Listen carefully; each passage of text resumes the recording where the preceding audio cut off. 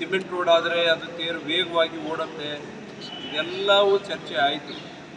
ಬೇರೆ ಕಡೆಲ್ಲ ಮಾಡಿದ್ದಾರೆ.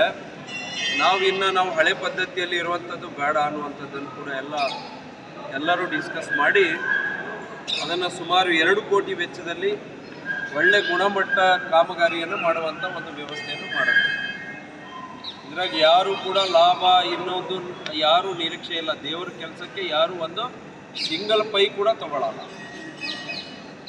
GST ಏನು ಕಟ್ ಆಗುತ್ತೆ ಅದು ಬಿಟ್ಟರೆ ಯಾರು ಕೂಡ ಅದರಿಂದ ಲಾಭ ಆಗಬೇಕು, ಅದರಿಂದ ಏನಾರ ಆದಾಯ ಸಿಗಬೇಕು ಅನ್ನುವಂಥದ್ದು ಇಲ್ಲ. ಅದು ಎಷ್ಟು ಸರ್, ಎಲ್ಲಿಂದ ಇಲ್ಲಿವರೆಗೆ?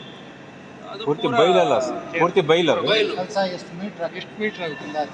8 ಮೀಟರ್ ಅಲ್ಲ, ಅದನ್ನು ತೇರಿ ಎಳೆಯಷ್ಟು ಎಷ್ಟು ಜಾಗ ಇದೆ ಅಷ್ಟು ಪೂರ್ತಿ ಬೈಲು ಮಾಡ್ತಾರೆ. ನೀವು ಅಷ್ಟೇ ರೋಡ್ ಥರ ಮಾಡ್ತಾರೆ. 90 ಅಡಿ ಆಗಲ್ಲ ಅಂದರೆ ಆಲ್ಮೋಸ್ಟ್ ಅಲ್ಲಿ ಎಲ್ಲ ಕವರ್ ಆಗುತ್ತೆ. ಸರ್ ಅವರು 2 ಕೋಟಿ ರೂಪಾಯಿ ಎಷ್ಟೈತೆ ಅಷ್ಟು ಮಾತ್ರ ಮಾಡ್ತೀವಿ ಅಂದ್ರೆ ಹಂಗಲ್ಲ ಅಲ್ರಿ, ಇದಕ್ಕೊಂದು ಮೆಜರ್ಮೆಂಟ್ ಇದೆ. ನೀವು 30 ಮೀಟರ್ ಅಂದರೆ ಹತ್ರ ಎಷ್ಟಾಯಿತು? 90 ಅಡಿ ಅಗಲ ಅಂದರೆ ಮ್ಯಾಕ್ಸಿಮಮ್ ನಿಮಗೆ ಕವರ್ ಆಗತ್ತೆ.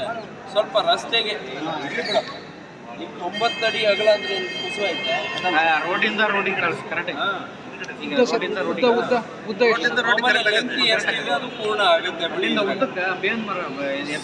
ಸ್ವಲ್ಪ ಏನಾರ ಕಡಿಮೆ ಬಿದ್ದರೂ ಕೂಡ ಇದಕ್ಕೂ ಕೂಡ ನಾವು ಕಂಟಿನ್ಯೂ ಮಾಡ್ತೀವಿ.